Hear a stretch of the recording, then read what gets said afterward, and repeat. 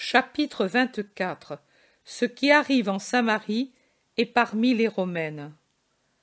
La place principale de Sichem.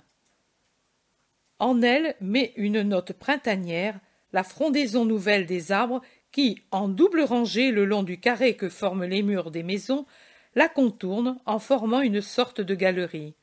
Le soleil joue avec les feuilles tendres des platanes en formant sur le terrain des broderies de lumière et d'ombre. Le bassin, au milieu de la place, est une plaque d'argent sous le soleil. Des gens parlent çà et là, en groupe, et discutent de leurs affaires. Quelques-uns, apparemment des étrangers, car tout le monde se demande qui ils sont, entrent dans la place, observent et accostent le premier groupe qu'ils trouvent. Ils saluent, on les salue, avec étonnement. Mais quand ils disent « Nous sommes des disciples du maître de Nazareth », toute défiance tombe, et il y en a un qui va prévenir les autres groupes, alors que ceux qui sont restés disent « Est-ce lui qui vous envoie ?» C'est lui, une mission très secrète. Le rabbi est en grand danger. Personne ne l'aime plus en Israël, et lui, qui est si bon, dit que vous, au moins, lui restiez fidèles. Mais c'est ce que nous voulons. Que devons-nous faire? Que veut-il de nous? Oh, lui ne veut que l'amour, car il se fie trop à la protection de Dieu, et avec ce que l'on dit de lui en Israël. Mais vous ne savez pas qu'on l'accuse de satanisme et d'insurrection? Savez-vous ce que cela veut dire? Représailles des Romains sur tous, nous déjà si malheureux, encore plus frappés, et condamnation de la part des saints de notre temple. Certainement que les Romains. Même pour votre bien, vous devriez vous agiter, le persuader de se défendre, le défendre, et le mettre quasi, sans quasi, dans l'impossibilité qu'on le prenne, et de nuire ainsi, sans en avoir la volonté. Persuadez-le de se retirer sur le Garizim. Là où il est encore trop exposé, et il n'apaise pas la colère du Sanhédrin et les soupçons des Romains. Le Garizim a bien le droit d'asile. Inutile de le dire à lui. Si nous le disions, il nous dirait que nous sommes anathèmes, car nous lui conseillerions la lâcheté. Mais il n'en est pas ainsi. C'est de l'amour, c'est de la prudence. Nous ne pouvons pas lui parler. Mais vous, il vous aime. Il a déjà préféré votre région aux autres. Organisez-vous donc pour l'accueillir, car au moins vous saurez avec précision s'il vous aime ou non. S'il devait refuser votre secours, ce serait signe qu'il ne vous aime pas, et par conséquent, il serait bien qu'il s'en aille ailleurs. C'est que, croyez-le, c'est avec douleur que nous le disons, car nous l'aimons. Sa présence est un danger pour qui lui donne l'hospitalité. Mais voilà, vous êtes meilleurs que tous, et vous ne vous souciez pas des dangers. Pourtant, il est juste que si vous risquez les représailles des Romains, vous le fassiez par échange d'amour. Nous vous conseillons pour le bien de tous. Vous parlez bien. Nous ferons ce que vous dites. Nous irons le trouver. Oh, faites attention, qu'il ne s'aperçoive pas que nous vous l'avons suggéré. Ne craignez pas, nous saurons faire. Bien sûr, nous ferons voir que les Samaritains que l'on méprise valent 100 000 Juifs et Galiléens pour défendre le Christ. Venez, entrez dans nos maisons, vous, les envoyés du Seigneur. Ce sera comme si lui entrait. Il y a si longtemps que la Samarie attend d'être aimée par les serviteurs de Dieu. Il s'éloigne, en encadrant comme en triomphe ces gens, pour lesquels je ne crois pas me tromper en les appelant émissaires du Sanhédrin, et ils disent « Nous voyons qu'il nous aime, car c'est en quelques jours le second groupe de disciples qui nous envoie, et nous avons bien fait de traiter les premiers avec amour. C'est bien d'être aussi bon avec lui, à cause des petits-enfants de cette femme morte qui était des nôtres. Lui nous connaît désormais. » Et il s'éloigne heureux. Éphraïm tout entière s'est déversée dans les rues pour voir le fait insolite d'un défilé de chars romains qui la traversent.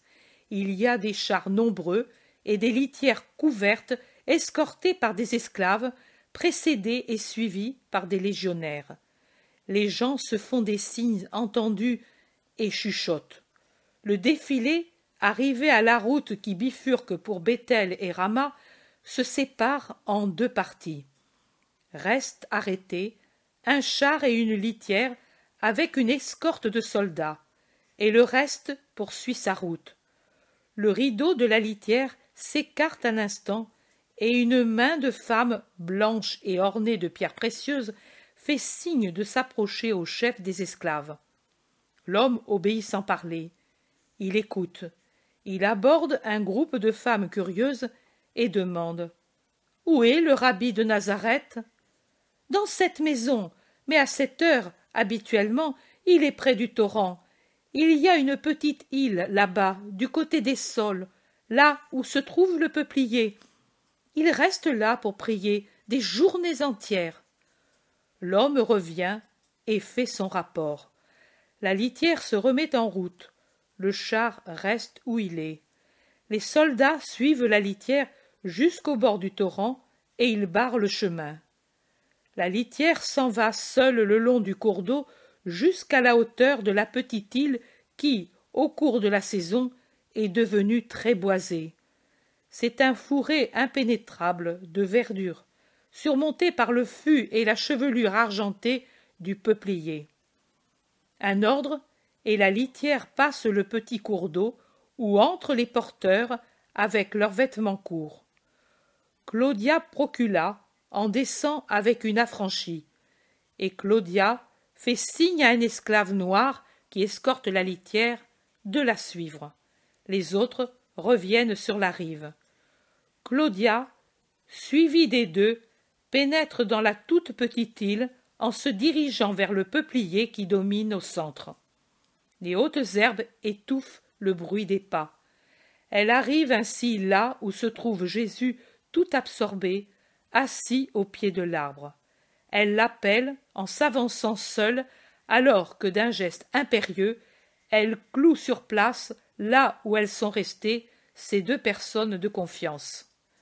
Jésus lève la tête et se lève tout de suite en voyant la femme. Il la salue, tout en restant pourtant debout contre le tronc du peuplier. Il ne manifeste ni étonnement, ni ennui ou indignation de l'intrusion. Claudia, après avoir salué, expose tout de suite le sujet. « Maître, il est venu chez moi, ou plutôt chez Ponce, certaines gens.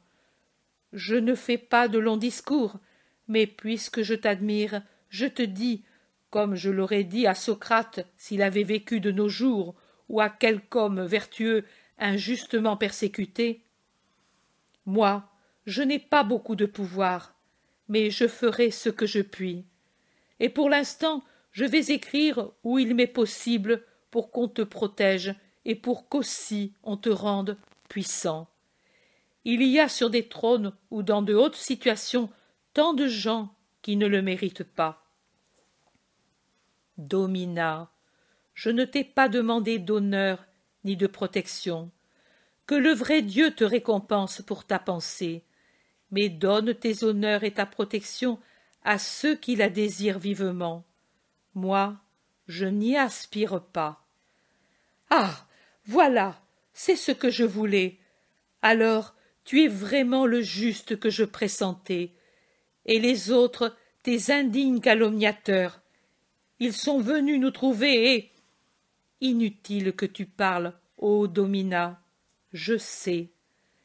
Sais-tu aussi ce que l'on dit, qu'à cause de tes péchés, tu as perdu tout pouvoir, et que c'est pour cela que tu vis ici, rejeté? Cela aussi je le sais, et je sais que cette dernière chose, tu l'as crue plus facilement que la première, car ta mentalité païenne est capable de discerner la puissance humaine ou la bassesse humaine d'un homme, mais tu ne peux encore comprendre ce que c'est que le pouvoir de l'esprit. Tu es désillusionné de tes dieux qui, dans vos religions, se manifestent en de continuelles oppositions, et avec un pouvoir si fragile, sujet à de faciles interdictions à cause des désaccords entre eux. Et tu crois qu'il en est ainsi même du Dieu vrai? Mais il n'en est pas ainsi. Tel j'étais quand tu m'as vu la première fois guérir un lépreux, et tel je suis maintenant, et tel je serai quand je semblerai tout à fait détruit. Celui-ci, c'est ton esclave muet, n'est-ce pas? Oui, maître.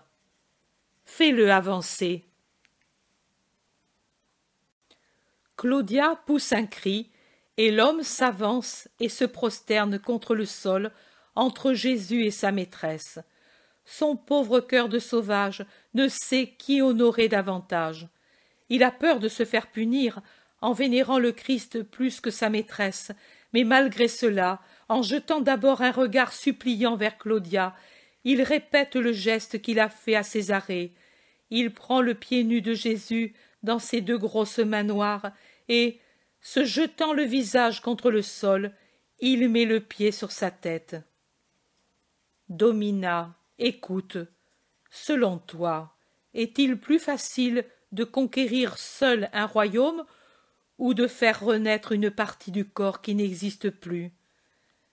Un royaume, maître, la fortune aide les audacieux, mais personne, sauf toi, ne peut faire renaître un mort et rendre des yeux à un aveugle. Et pourquoi? Parce que Dieu peut tout faire. Alors pour toi, je suis Dieu? Oui, ou du moins, Dieu est avec toi. Est-ce que Dieu peut être avec quelqu'un qui est mauvais? Je parle du vrai Dieu, non de vos idoles qui sont des délires de celui qui cherche ce dont il sent l'existence sans savoir ce que c'est, et se crée des fantômes pour assouvir son âme. Non, dirais-je, non, je ne dirai pas. Nos prêtres eux-mêmes perdent leur pouvoir quand ils tombent dans une faute.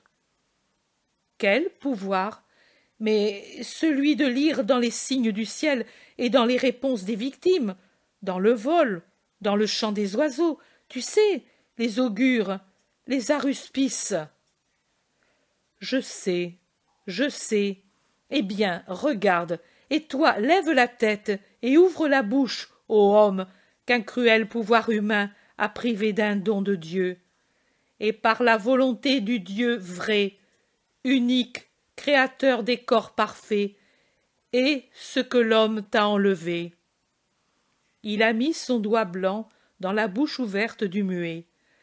La franchie curieuse ne sait pas rester là où elle est, et elle s'avance pour regarder. Claudia est toute penchée pour observer.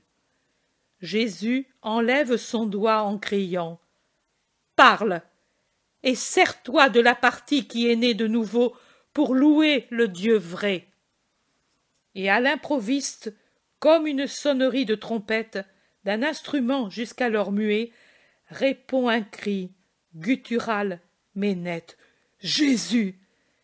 Et le noir tombe par terre en pleurant de joie, et il lèche vraiment les pieds nus de Jésus, comme pourrait le faire un chien reconnaissant. Ai-je perdu mon pouvoir, Domina? À ceux qui l'insinuent, donne cette réponse. Et toi, lève-toi et sois bon, en pensant combien je t'ai aimé. Je t'ai eu dans mon cœur depuis les jours de Césarée. Et avec toi, tout est pareil, regardé comme une marchandise, regardé comme inférieur à des brutes, alors qu'à cause de votre conception, vous êtes des hommes et égaux à César, peut-être meilleurs par la volonté de votre cœur. Tu peux te retirer, Domina. Il n'y a rien d'autre à dire. Si, il y a autre chose. Il y a que j'avais douté. Il y a que moi, avec douleur, je croyais presque à ce que l'on disait de toi. Et pas seulement moi. Pardonne-nous toutes, moins Valéria, qui a toujours gardé sa conviction, et même s'y ancre de plus en plus. Et accepte mon cadeau, l'homme. Il ne pourrait plus me servir maintenant qu'il a la parole, et aussi mon argent. Non, ni l'un ni l'autre. Tu ne me pardonnes pas, alors? Je pardonne même à ceux de mon peuple doublement coupables de ne pas me reconnaître pour ce que je suis.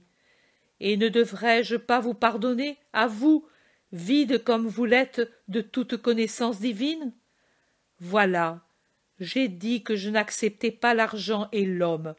Maintenant, je prends l'un et l'autre, et avec l'un, j'affranchis l'autre. Je te rends ton argent, parce que j'achète l'homme, et je l'achète pour le rendre à la liberté, pour qu'il aille dans son pays, pour dire qu'il y a sur la terre celui qui aime tous les hommes, qu'il les aime d'autant plus qu'il les voit plus malheureux. Prends ta bourse. Non, maître, elle t'appartient. L'homme est libre aussi. Il est à moi, je te l'ai donné. Tu le libères. Pas besoin d'argent pour cela. Et alors, tu as un nom? Demande-t-il à l'homme. Nous l'appelions Caliste, par dérision, mais quand il fut pris, peu importe, garde ce nom et rends-le vrai en devenant très beau dans ton esprit. Va, sois heureux puisque Dieu t'a sauvé. Allez, le noir ne se lasse pas de le baiser et de dire « Jésus, Jésus !» Et il se met encore le pied de Jésus sur la tête en disant « Toi, mon seul maître !» Moi, ton vrai père, Domina, tu te chargeras de lui pour qu'il retourne dans son pays. Sers-toi de l'argent pour cela, et que le surplus lui soit donné. Adieu, Domina, et n'accueille plus jamais les voix des ténèbres. Sois juste, et sache me connaître. Adieu, Caliste. Adieu, femme. Et Jésus met fin à l'entretien et passe en sautant au-delà du torrent, du côté opposé à celui où est arrêtée la litière, et il s'enfonce dans les buissons, les saules et les roseaux. Claudia rappelle les porteurs et, pensive, remonte dans la litière. Mais si elle garde le silence, l'affranchi et l'esclave affranchi parlent pour 10, et les légionnaires eux-mêmes perdent leur allure de statue devant le prodige d'une langue qui est née de nouveau. Claudia est trop pensive pour commander le silence. À moitié allongée dans la litière, le coude appuyé sur les oreillers, la tête appuyée sur sa main, elle n'entend rien. Elle est absorbée. Elle ne s'aperçoit même pas que l'affranchi n'est pas avec elle, mais parle comme une pie avec les porteurs, alors que Caliste parle avec les légionnaires qui, s'ils gardent leur rang, ne gardent plus le silence. L'émotion est trop grande pour qu'ils le fassent. En refaisant le chemin, ils se trouvent à la bifurcation pour Béthel et Rama.